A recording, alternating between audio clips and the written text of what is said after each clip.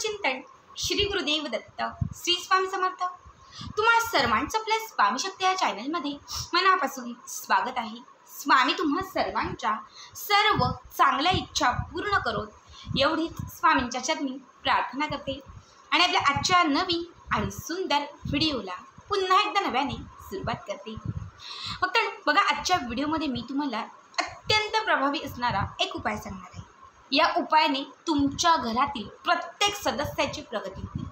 या उपायाने तुमच्या घराकडे धन आकर्षित होईल, इच्छित असणाऱ्या मनोकामना पूर्ण होतील। घरामध्ये असणारी जी आर्थिक तंगी आहे म्हणजे पैशांची जी काही चणचण असेल ती कुठेतरी कमी व्हायला लागेल आणि घरात कुठून ना कुठून का होईना पण पैसा यायला लागेल।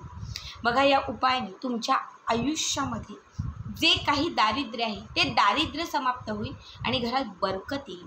शिवाय तुमचे कुठलेही जर अस्थिर ग्रह झालेले असतील, बघा एक जरी ग्रह आपला कमकुवत असेल किंवा एक जरी ग्रह अस्थिर झाला असेल तर त्याचा भरपूर परिणाम होतो।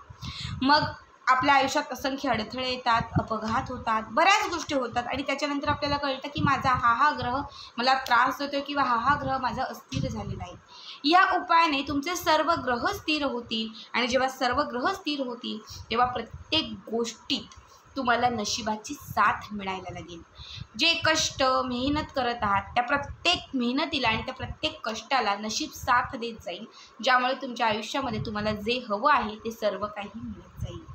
आता काय रेमेडीज आहे, काय उपाय आहे, सगळं व्यवस्थित पुढे सांगणार आहे। फक्त त्यासाठी आपला आजचा व्हिडिओ स्किप न करता शेवटपर्यंत बघा आणि जे कोणी आपल्या चॅनलवरती नवीन असतील त्यांनी लगेचच आपल्या चॅनलला सबस्क्राईब करा, कारण तुम्ही आपला चॅनल सबस्क्राईब केल्यामुळे मी पुढचे जे काही व्हिडिओ बनवेन ते सर्वात आधी तुम्हा सर्वांपर्यंत पोहोचतील।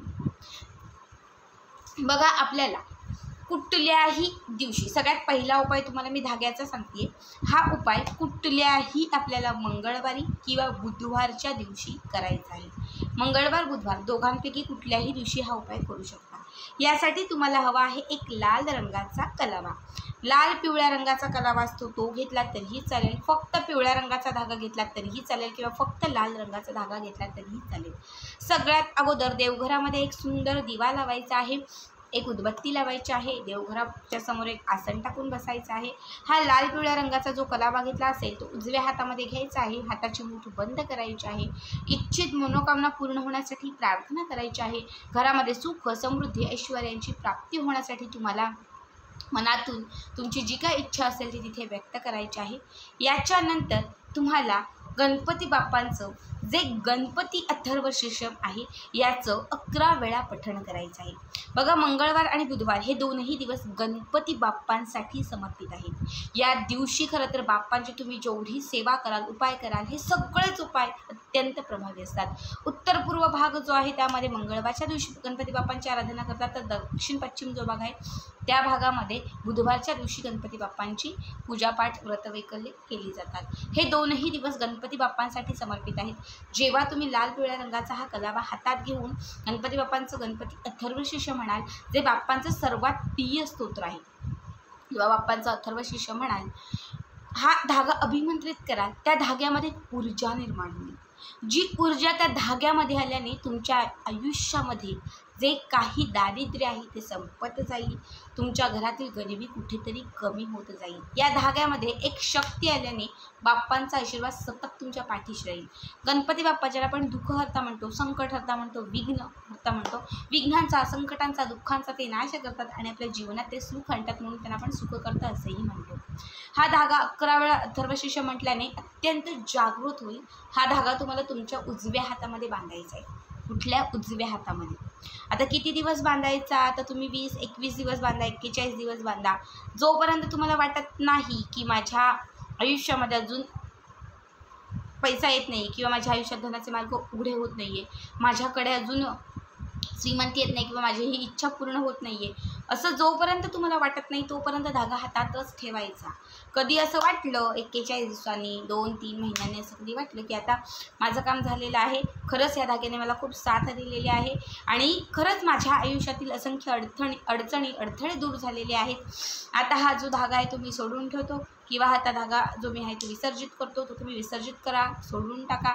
त्याच्यानंतर पुन्हा 1-2 महिन्याने 4-5-6 महिन्यांनी कधी असं वाटलं की पुन्हा हा उपाय करावा तर तेव्हा मंगळवार बुधवार तो जो कोणता मंगळवार बुधवार येईल त्या दिवशी पुन्हा हा धागा घ्यायचा, पुन्हा सांगितल्या पद्धतीने हा धागा अभिमंत्रित करायचा आणि तो आपल्या उजव्या हाताला बांधून टाकायचा. हा पहिला उपाय. आता दुसरा उपाय सांगते बघा, फ्रीज. आता प्रत्येकाच्याच घरामध्ये फ्रीज असतोच मोस्टली. आपल्याला फ्रीजमध्येच हा उपाय करायचा आहे.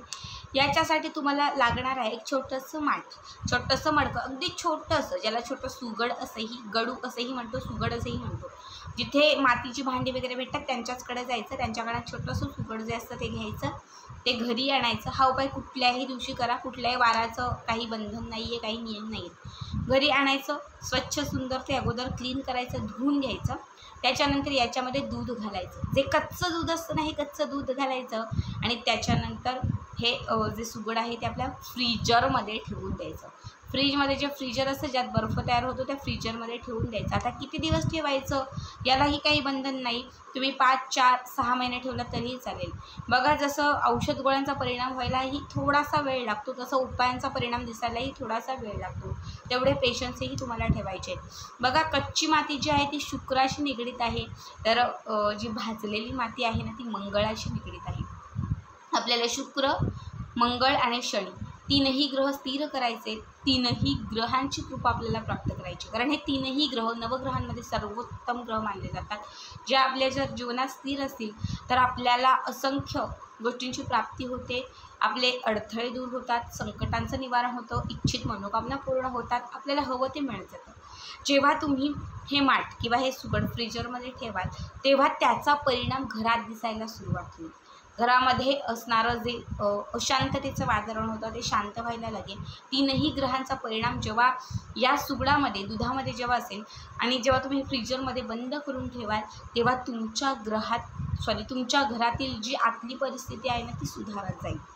याचा परिणाम तुमच्यावर, तुमच्या घरातील, तुमच्या प्रत्येक सदस्यावर होईल, ज्यामुळे तुमच्या घरामध्ये एक शांतता येईल, घरात सुख येईल, घरामध्ये समाधान येईल, आनंद येईल. खूप अपघात होत असतील तर ते कुठेतरी कमी होतील, घरामध्ये धनप्राप्तीचे मार्ग पुढे होत जातील, घरामधील जे काही रोग आजारपण बाधा असतील ते यातूनही मुक्तता होईल. अत्यंत साधा उपाय आहे हा. उपाय जो आत्ता मी तुम्हाला सांगितलेला आहे हा खूप मोठ्या ज्योतिष्याने सांगितलेला उपाय आहे, खूप मोठ्या शास्त्रज्ञाने सांगितलेला उपाय आहे, जो स्वतः मी करत आहे आणि याचा मला खूप चांगला रिझल्ट आलेला आहे. मला वाटतं आपल्यापैकी बऱ्याच चॅनलवरती हा जो उपाय आहे तो सांगितलेला आहे आणि त्या उपायाने बऱ्याच लोकांची खूप चांगली कामं झालेली आहे. आज मी पहिल्यांदाच आपल्या चॅनलवरती हा उपाय शेअर केलेला आहे. सगळ्यांनी बघा, छोटे छोटे सुगड सगळीकडे भेटतील, तुम्ही आवर्जून घेऊन या, स्वच्छ करा, कच्चं दूध घाला आणि ते फक्त फ्रीजरमध्ये ठेवून द्या. 5-6 महिन्यांनी कधी वाटलं ते हे सुगड जे आहे ते बाहेर काढा. त्याच्यामध्ये घातलेलं जे दूध आहे ते दूध, आता त्याचा बर्फही झालेला असेल तर ते थोडंसं शांत होऊ द्या, म्हणजे ते दूध जे आहे ते पातळ होईल. ते तुम्ही घराच्या बाहेर झाड असेल ते टाकून देऊ शकतात किंवा घराच्या बाहेर कुठेही तुम्ही ते सोडू शकतात. पुन्हा ते क्लीन करा, पुन्हा त्याच्यामध्ये कच्चं दूध भरून ठेवा. अत्यंत साधा आणि सोपा उपाय आहे, आवर्जून करा.